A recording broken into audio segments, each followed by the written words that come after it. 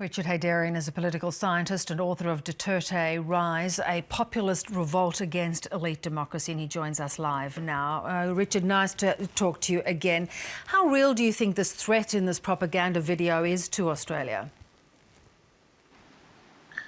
Well, I mean, next to the United States, Australia is the country that has the closest security cooperation with the Philippines and is very much visibly involved in the operations in Marawi as a foreign power.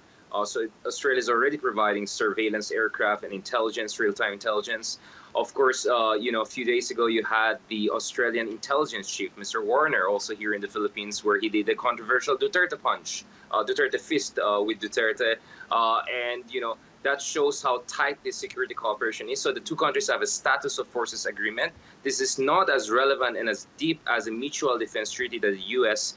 and the Philippines have. But the reality is that Australia is the closest Western country to the Philippines, and Australia has been worried about and concerned about a distant caliphate or wilayat here in Southeast Asia. And the reality in Mindanao is that it has been 3 months already, and the Philippine military is still struggling to get back the city.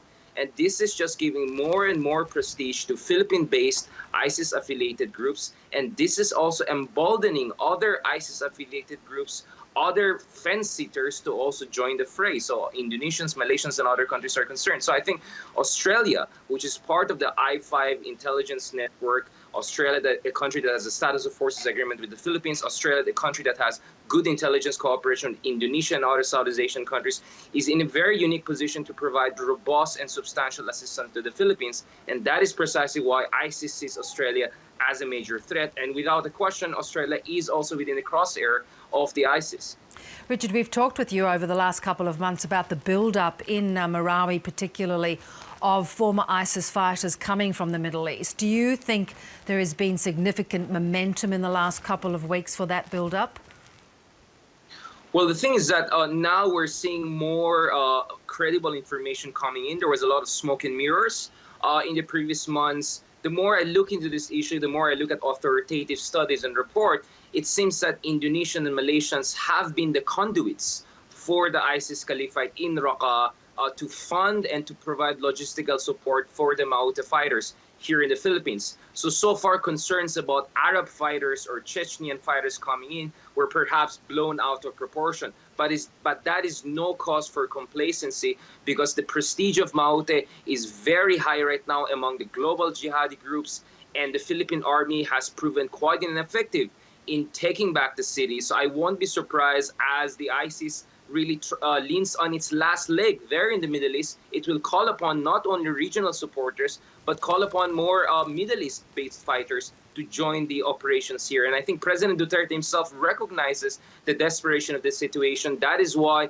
he has struck a very cordial line towards the United States. He had a very friendly talk also with Rex Tillerson, the U.S. Secretary of State, earlier this month. So he's also now reaching out to the West. And in exchange, the West seems to be also toning down its criticism of Duterte's war on drugs and human rights record in order to zero in on the common threat of ISIS here in Southeast Asia. And this is the reality that countries like the US and Australia face. And you talked about that fist pump that was captured on camera and the photograph that went around the world. And in fact, Nick Warner was criticised for Australia's intelligence officer.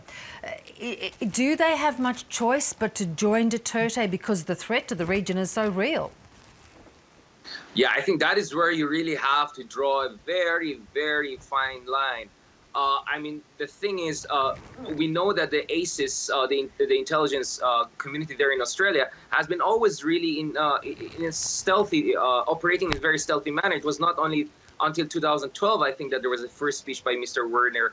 So now to have him there, part of essentially the propaganda effort of President Duterte, you could see how Duterte was smiling very, excitingly, and while Mr. Werner was actually quite awkward, you could see that in his face. So clearly that picture was a public relations stint and effort by the Duterte administration to show that now we're fully accepted by the international community, and now we're seen as a partner against the war, against the ISIS in the region, no longer as a so-called villain or source of human rights concern. So I think Australia has to be a little bit careful about it, but The reality is that the situation is so bad on the ground here in Southeast Asia with respect to the terrorism issue that I think the Australian government has been willing to take some punches in terms of criticism from human rights groups in order to focus on the issue of counterterrorism. This is a difficulty of dealing with persons like Duterte. You may have disagreements with him, but at this point in time, you have to cooperate and you have to deal with him.